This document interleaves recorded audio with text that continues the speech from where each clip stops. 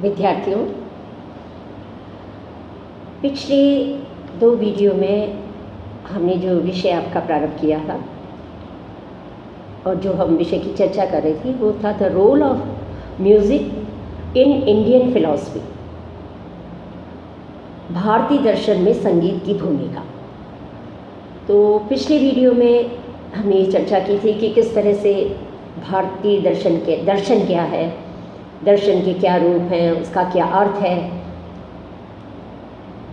और पाश्चात्य दर्शन एवं भारतीय दर्शन में इन दोनों विचारधाराओं में किस तरह से अंतर है, इन सब पर हमने चर्चा करी थी। अब आगे हम ये देखेंगे कि संगीत और दर्शन का संबंध किस तरीके से है। दर्शन जैसा जो गूढ़ गंभीर विचार और चिंतन प्रधान विषय है, इससे संगीत का संबंध जो है स्थापित करना, ये एक बहुत जिज्ञासा का कौतूहल का विषय है, क्योंकि एक तरफ तो दर्शन जैसा गंभीर विषय है तो दूसरी तरफ संगीत जैसा लालित्य के। पर संगीत और शास्त्र का देखा जाए तो अलग से अपना कोई दर्शन नहीं है, दर्शन उसका नहीं रहा है, और प्रत्यक्ष रूप से देखें तो संगीत का दर्शन से ऐसे कोई संबंध नहीं होता। दर्शन जो है वो चिंतन का विषय है और संगीत जो है वो भावना का, यानी संगीत भावनाओं से जुड़ा हुआ है। भावनाओं से यदि अभिभूत होकर अगर जिज्ञासा हो तो वो अपना पद भ्रष्ट हो सकता है उसका। यही कारण है कि दर्शन तथा काव्य व संगीत जो है, इसमें एक असंगति सी जान पड़ती है कि आपस में इनको लगता है कि इस तरह का आपस में इनमें संबंध किस तरीके से होगा। विश्व का हम यदि अधिकांश दर्शन देखें तो वो गद्य में हमको मिलता है। अधिकांश दर्शन जो है वो साहित्य के बड़े जटिल गद्य में है। इस कारण भाषा की क्लिष्टता के कारण और दर्शन बुद्धि की एक नीरस लगता है कि दर्शन जो है एक बड़ा एक जटिल और नीरस सा विषय लगता है। इसके विपरीत हम ये देखते हैं कि जो भारतीय धार्मिक साहित्य है हमारा, और अधिकांशतः जो दार्शनिक साहित्य है वो भी हमारा यहाँ जो है वो संगीतात्मक एवं कवित्वपूर्ण है। एक प्रकार से देखा जाए तो संगीत जो है वो भारतीय दर्शन का अलंकार है, तो काव्य उसकी आत्मा है। और अधिकांश दार्शनिक साहित्य जो है वो हमारे यहाँ पद्यमय है, और जिसमें काव्य का सौंदर्य और संगीत का स्वर विद्यमान है। प्रसिद्ध विचारक डॉक्टर हरद्वारी लाल शर्मा जी थे। उन्होंने अपनी पुस्तक सौंदर्य शास्त्र में साहित्य और कला के साथ साथ संगीत के दार्शनिक पहलू पर भी थोड़ी अपनी सचित टिप्पणियाँ है और अपना चिंतन व्यक्त किया है।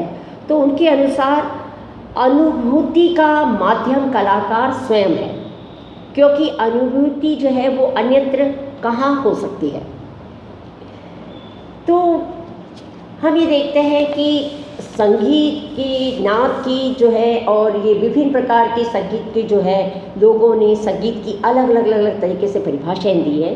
लेकिन परिभाषाएं भले अलग हों, लेकिन उन सब का, उन विभिन्न लोगों के विभिन्न मत क्या जो है, उन लोग वो सब इस बात से सहमत है कि नाद द्वारा संगीत की जो उत्पत्ति है वो नाद द्वारा हुई है, यानी नाद द्वारा ही उस संगीत की उत्पत्ति को सब लोग जो है इस बात को स्वीकारते हैं। संगीत जो है जो इसमें आप देखा जाए कि संगीत में गायन वादन दोनों नाद स्वरूप होने के कारण शामिल रहते हैं। अब केवल कानों से हम इनका श्रवण करते हैं, इनका ग्रहण, मतलब कानों द्वारा इनको ग्रहण करते हैं, लेकिन कानों के साथ साथ हम आँखों को भी इससे वंचित नहीं रख सकते। इसलिए न केवल श्रवण द्वारा बल्कि आँखों के द्वारा भी हम गति का अनुभव करना चाहते हैं। तो इस कारण उसका सर्वोत्कृष्ट रूप हमारा नृत्य में हमें देखने को मिलता है। अतः हम देखते हैं कि विकास के क्रम में नृत्य भी संगीत में प्रविष्ट हो गया है, होता है। और इस कारण भारतीय कला की परंपरा में नृत्य, गायन, वादन और नृत्य इन तीनों की जो अनुभूति है इसको जो है संगीत कहा जाता है।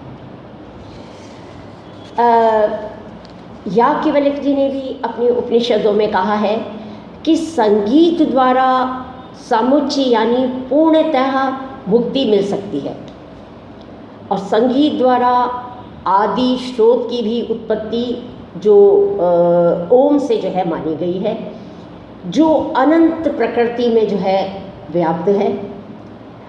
ओम शब्द से जो है वो आहत और अनाहत नाद दोनों से वो संबंध है, और संगीत के स्वरों का संबंध आहत नाद से है, और जिस प्रकार मतलब उसी प्रकार उसका घनिष्ठता उसकी है आहत संगीत के स्वरों का आहत नाद से उसी प्रकार घनिष्ठ संबंध है। जिस प्रकार एक मूर्ति पत्थर से बनती है उसी प्रकार नाद से संगीत उत्पन्न होता है। इसलिए भारतीय दर्शन में भी नाद का जो है एक महत्वपूर्ण स्थान है। नाद के लिए इसलिए कहा गया है ना नादेन बिना गीतम, ना नादेन बिना स्वरः, ना नादेन बिना ज्ञानः, ना नादेन बिना शिवा।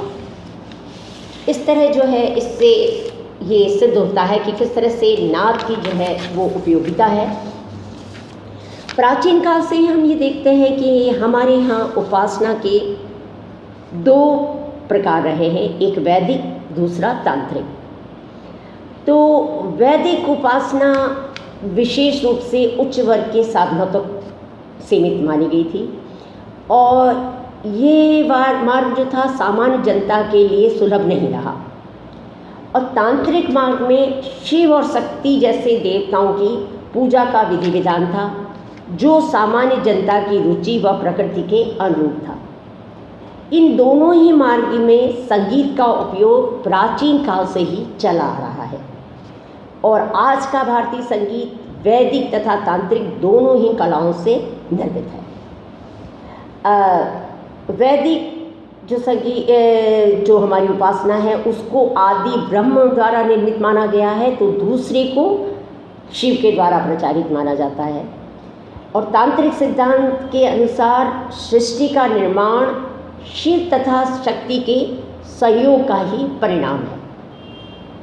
और तंत्र ग्रंथों में हम देखते हैं तो उनकी संख्या लगभग 64 ग्रंथ माने जाते हैं। उसमें आगम ग्रंथ आदि ये जो है संगीत की दृष्टि से बहुत महत्वपूर्ण माने जाते हैं, और आगम ग्रंथों में नाद तथा लय दोनों का ही महत्वपूर्ण स्थान माना जाता है। और नादानुसंधान लय सिद्धि के लिए परम साधक माना गया है।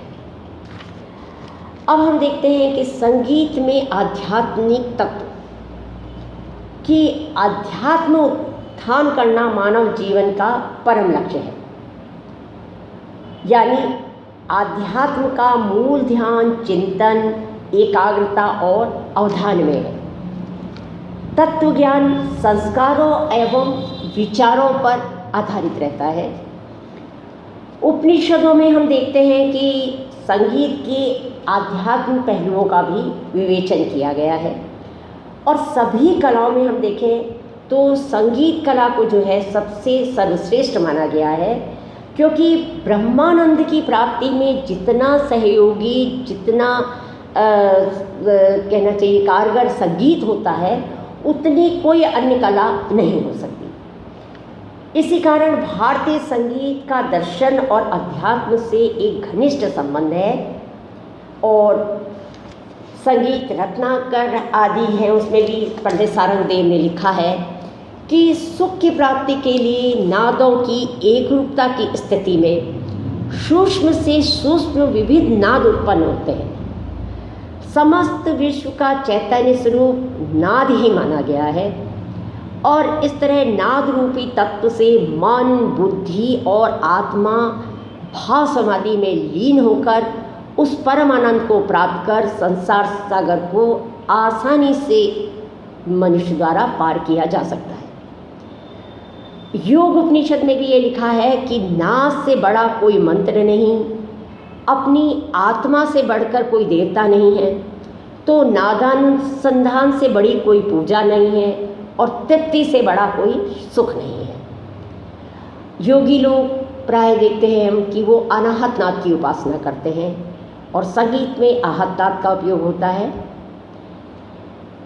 अब नाद की उत्पत्ति, स्थान, श्रुति संख्या आदि का विवेचन सारंगदेव ने योग के प्रभाव से प्रभावित बताया है और उनके अनुसार नाद के जो 22 विहित होते हैं जिनको कि श्रुतियाँ कहते हैं। अब हमारे शरीर में हृदय और सुषुम्ना से जुड़ी 22 नाड़ियाँ हैं जो तिरछी हैं तथा ऊपर की ओर बढ़ते हुए क्रम में उनकी लंबाई स्वतः जो है वो कम हो जाती है, क्रमशः कम हो जाती है। तो उनके भीतर के आकाश में वायु द्वारा आघात उत्पन्न होने से विभिन्न श्रुतियों की उत्पत्ति होती है, विभिन्न। इस प्रकार भारतीय संगीत शास्त्र में 22 श्रुति माने जाने का आधार जो है वो बहुत सूक्ष्म और गहन है और संपूर्ण जगत इसीलिए नाद के अधीन माना जाता है। अब इसकी आगे की चर्चा हम अगले अध्याय में करेंगे। Thank you.